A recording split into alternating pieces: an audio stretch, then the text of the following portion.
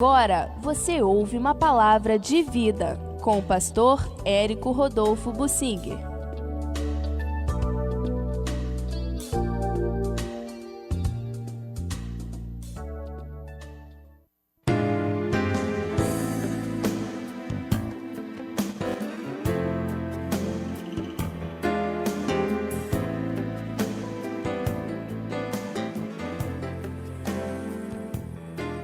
O que fazer quando a esperança falha? A esperança, diz o dito popular, é a última que morre. Até o fim, o último minuto de vida, a pessoa ainda tem esperança de sobreviver. Até o último minuto, antes de se afogar, antes de você cair, sempre mantém uma chama de esperança. E a esperança precisa ser verificada de onde ela provém. Existe alguma base? A Bíblia nos diz em Romanos 5:5 que a esperança não confunde, porque o amor de Deus é derramado em nosso coração pelo Espírito Santo que nos foi outorgado, nos foi dado. O Espírito Santo foi dado. Ele é o selo, a garantia da presença de Deus em nós. Se você tem o Espírito Santo, para que temer? Para que se angustiar, se apavorar? Você tem o Espírito Santo. O problema é que algumas pessoas, por tanta ansiedade ou preocupação, angústia ou fraqueza espiritual, se acomodam e não ouvem o Espírito Santo dentro delas, não sentem o Espírito Santo, não se comunicam com o Espírito Santo e aí pensam que o Espírito Santo já se retirou. Davi diz no Salmo 51, não me retires o teu Santo Espírito, restitui-me a alegria da salvação, não a salvação, não a certeza da salvação, mas a alegria da salvação. E esse era o pedido de Davi. Cada um de nós sabe no seu coração que precisa de renovar a sua comunhão com o Espírito. Não me retire o teu Santo Espírito, Davi disse. No Novo Testamento, nós cremos que Deus nos dá o Espírito Santo. Ele se entristece quando a gente peca, ele se apaga, não apagueis o Espírito Santo, é que ele pode ser apagado. Mas será que ele sai e vai embora? Em algum momento, na apostasia, quando a pessoa se afasta de Deus decididamente, deliberadamente vivendo em pecado, o Espírito Santo se afasta da pessoa. Alguns crentes, então, se questionam, será que o Espírito Santo já se afastou de mim? Certamente que não, mas a sensação é de que o Espírito se afastou, porque já há anos a pessoa não ouve mais a voz do Espírito.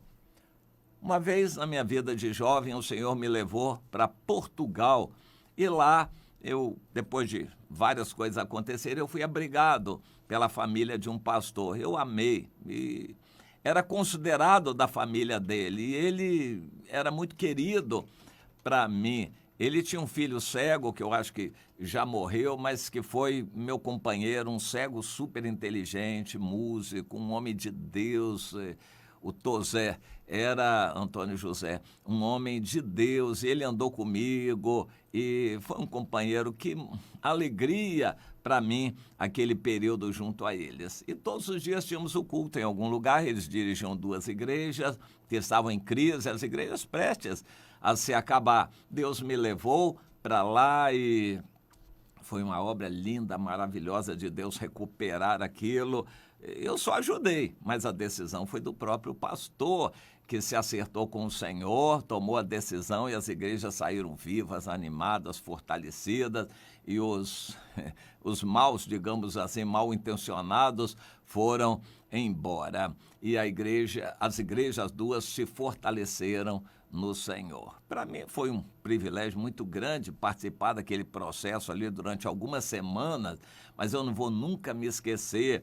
Quando voltávamos da igreja à noite, nosso prazer era nos assentarmos ali à mesa, tomando café, alguma coisa assim, e entrando noite adentro, orando, buscando o Senhor. E Deus me usava com visões e revelações. O pastor, um português, imagina aquele português bem assim, sério, bem típico, aquele português, chorava igual criança. E um dia ele disse: meu irmão, que alegria, há muito tempo nós não ouvíamos a voz de Deus assim. Ou seja, o Espírito Santo estava como que apagado. E então ele foi aceso, Deus revelando, operando, falando, mostrando para eles o que deviam fazer. E eles tendo alegria. A vitória foi estrondosa, maravilhosa, naquele avivamento que as igrejas tiveram. E eu pude ir embora muito feliz, Deus me abençoou grandemente. Experiências que marcam a nossa vida. Como a gente consegue ficar sem ouvir a voz do Espírito Santo muito tempo? Fica, pois é.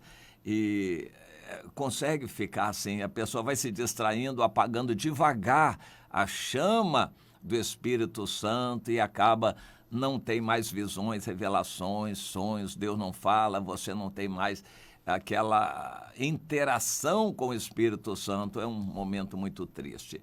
Nesse momento, até a esperança vacila. O Jó, no capítulo 17 do seu livro, abre o coração e desabafa. O meu espírito se vai consumindo, os meus dias se vão apagando. Eu só tenho a sepultura agora perante mim. Eu estou de fato cercado de zombadores. Os meus olhos agora são obrigados a contemplar a sua provocação. Dá-me, pois, Senhor, um penhor, sê o meu fiador para contigo mesmo. Quem mais haverá que se possa comprometer comigo? E no final, versículo 15, onde está, pois, a minha esperança? Sim, a minha esperança. Quem a poderá ver? Ela descerá até as portas da morte, quando juntamente no pó teremos descanso. Eu e a minha esperança teremos descanso no pó quando morrer. Jó estava sofrendo muito e Deus não falava nada com ele, e isso trazia muita tristeza, porque ele não tinha para quem recorrer. Aqui na terra todos o tinham abandonado. A esperança dele ia definhando, até a esperança ia se definhando. E ele, então, passou a ter como esperança, o único fio de esperança que ele tinha era a morte. Quando a morte chegar, eu vou me aliviar. Aliás, a morte tem uma conotação muito interessante em nossos dias. Eu ouvi o reverendo Paulo de Tarso falar a conotação da morte que Satanás coloca no coração dos suicidas. Todos os suicidas não pensam em morrer, eles pensam em aliviar o sofrimento. Como a única esperança para aliviar o seu sofrimento é a morte, então eles encaram a morte, sem pensar nas consequências, no que será depois. É a única esperança. Mas isso não é novo. O próprio Jó, sem esperança, sem que Deus falasse com ele, sem ninguém que o pudesse ajudar, ele via na morte a última esperança de descanso, de alívio. Só que ele era um servo de Deus e não atentaria contra a própria vida. Hoje, muitas pessoas recebem uma voz de Satanás que, quando eles morrerem, vão se aliviar de tudo aquilo. As pessoas vão ficar com pena deles porque fizeram muita maldade para eles, e as pessoas vão chorar. Vai ser a vingança deles. A morte vai ser a vingança deles contra as pessoas que fizeram mal para eles. Eles terão alívio quando morrerem, os suicidas vão ter alívio quando morrerem, e vai ser a vingança contra os outros que fizeram maldade para eles. O diabo bota isso no coração das pessoas, mas nós precisamos manter a chama da esperança. Nunca a situação está perdida, sempre há uma esperança. Deus é poderoso, o Senhor pode levantar a pessoa daquela situação arrasada. Eu acho que praticamente ninguém esteve tão perto da morte, tão desesperado ou desesperançado como o Jó. Mas o livro de Jó existe na Bíblia para nos mostrar isto. Deus não permitiu que ele morresse, que ninguém tirasse a vida dele, enfermidade nenhuma, tirasse a vida dele, e por fim Deus levantou Jó firme, forte, animado, com vigor, viveu ainda muito mais do que a vida dele, mais 140 anos, viu 4 gerações depois dele, ele foi muito feliz, Deus honrou o Jó, e a esperança dele, que já estava morrendo, foi renovada. Deus coloca uma esperança em nós que nos é dada pelo Espírito Santo. E nós temos a convicção que Deus é fiel. A gente pode fazer o que for, Deus vai continuar nos amando. Ele é fiel até o fim.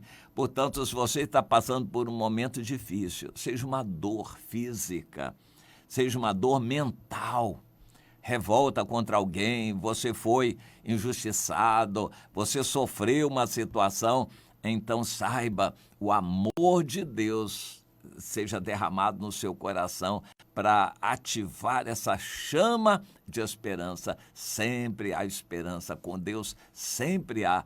Busque o Senhor e espere. Deus é fiel.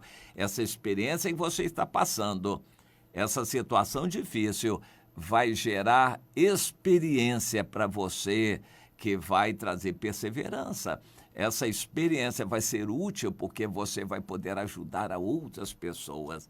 Se você está em drogas ou debaixo de um vício, oprimida por alguma situação da qual você não consegue se libertar, um problema sentimental que amargura você, faz você desejar a morte, creia nisso, a esperança é derramada em nosso coração com esse amor que Deus nos traz pelo Espírito Santo. Então, este é o segredo. No Senhor sempre há esperança, nunca tudo está perdido. O Senhor pode mudar tudo que há em você, como aconteceu com Jó, Deus pode operar em você. Não deixe que a esperança morra. E como diz também a palavra, regozijai-vos na esperança, o Romanos no capítulo 13, regozijai-vos na esperança. Está tudo ruim, mas você tem esperança em Deus, então se alegre por isto. Ainda que ninguém mais corresponda à sua alegria, ninguém entenda como você, numa situação tão ruim, pode se alegrar porque tem a esperança no Senhor. A nossa esperança tem resposta, ela nunca falha, nunca chega ao fim. Deus é fiel, é sempre bom esperar no Senhor. Se você não tem mais ninguém em quem esperar, espere no Senhor. Nele há copiosa bênção, há poder para mudar a sua história. Espere no Senhor. Esperança no Senhor é colocada por Deus através do Espírito Santo e ela não morre. Se alegre nessa esperança. Está tudo ruim, se alegre. O mundo vai de mal a pior, se alegre. Nós temos uma esperança no Senhor e isso é maravilhoso.